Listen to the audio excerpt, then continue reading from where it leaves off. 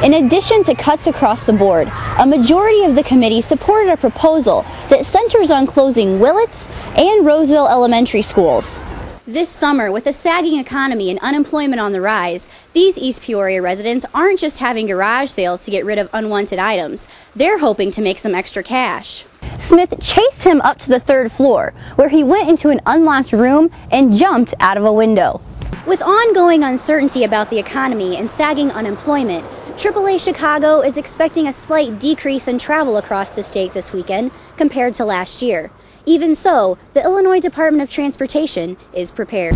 The local banks tried to stay out of the subprime housing market, refusing to give loans to those with bad risk.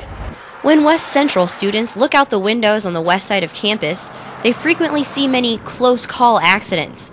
The dangerous Y-shaped intersection that merges US 34 and Route 94-116 has been the scene of fatal accidents as drivers going eastbound have to look over their left shoulder at an extreme angle. There was a really bad accident and a lady with a family died right outside our school during the school day, so it was a big impact on everybody, and it kind of got all of us students being more serious about it because the people just outside in like the trailer classrooms could hear everything, and it was really traumatic. The concern isn't new for residents of Warren and Henderson counties. Groups like 34 Voices have been lobbying state legislators for years, and now students like Ackerman are also taking action. We don't want to see anybody just, I mean, we have promenade coming up. How horrible would that be for somebody to just be going to prom, coming out of the school, and have something happen? Good news came as locals gathered to hear IDOT Studies and Plans engineer Tom Lacey announce that funding for the first phase of construction is available. Lacey said the dangerous Y-shaped intersection will be changed to a T by the time school starts in the fall. The tone turned bittersweet as those hoping for a widening of US 34 from 2 lanes to 4 lanes starting from Monmouth to Gulfport was still far off. $73.5 million funded, and remaining is $230 to $250 million. Congressman Rich Myers explained the Army Corps of Engineers found the levees in between Carmen and Gulfport are too weak to support a 4-lane expansion. If the levees aren't fixed, some of 34 would have to be raised by an additional 14 feet. It'll take several years. This one segment that we received the funding for in the last capital bill took many, many years to get that. And it's been 10 years since the last capital bill. And if we go another 10 years to get the next capital bill, another 10 years to get another segment, then at that rate it's going to be a long time before we see completion.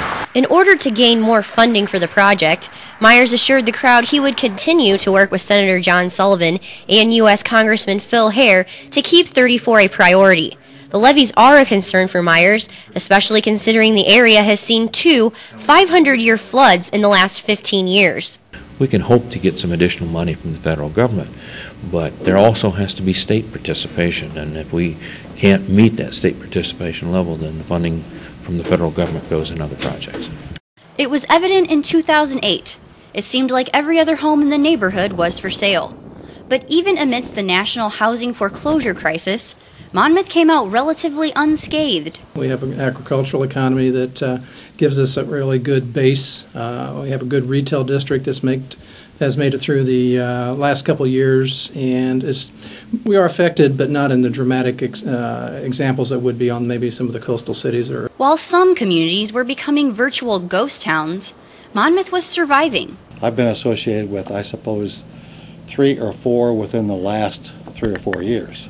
That's not very many compared to what you're going to see on a national scene. Western Illinois has a regional economy. Stortson believes this played a significant role in the stability of Monmouth's market. What happens in Galesburg, what happens in Macomb, even sometimes what happens across the river in Burlington, we have a ripple effect. Being a regional economy doesn't come without its disadvantages, like attracting new business and people to the area. And that's a challenge that all rural areas have. Even so, the market in Western Illinois did not see major fluctuations. The local banks tried to stay out of the subprime housing market, refusing to give loans to those with bad risk. They get themselves into a position where they don't make their payments and they can walk out on it very readily and become a foreclosure. Storsum says the 2010 census will be another good indicator for how Monmouth is faring.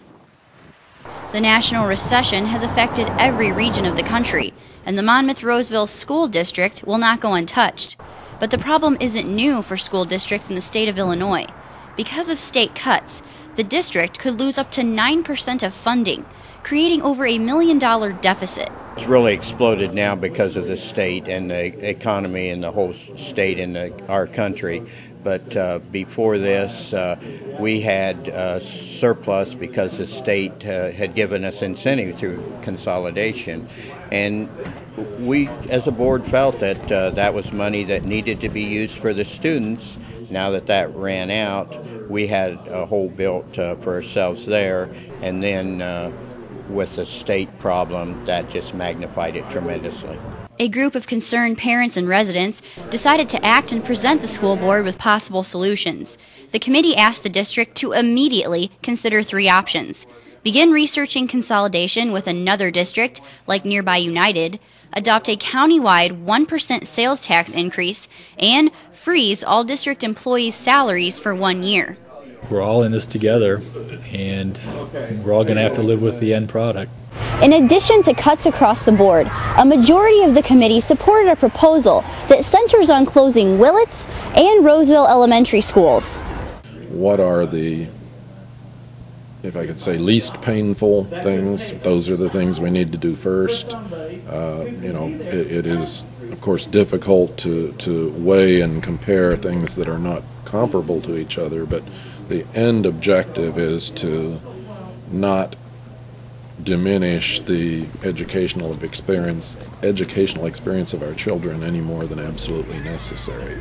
The board expressed that no cuts will be easy, but necessary to move forward. When you need to take action, it's best to do it and to move on. Numbers are a hard thing to conceptualize, and the public ultimately wants to know how the cuts will affect the children. It's a different measuring stick for each person in that committee, and I'm sure it will be in our 7-member board, which is more important and will affect adversely the least of the students.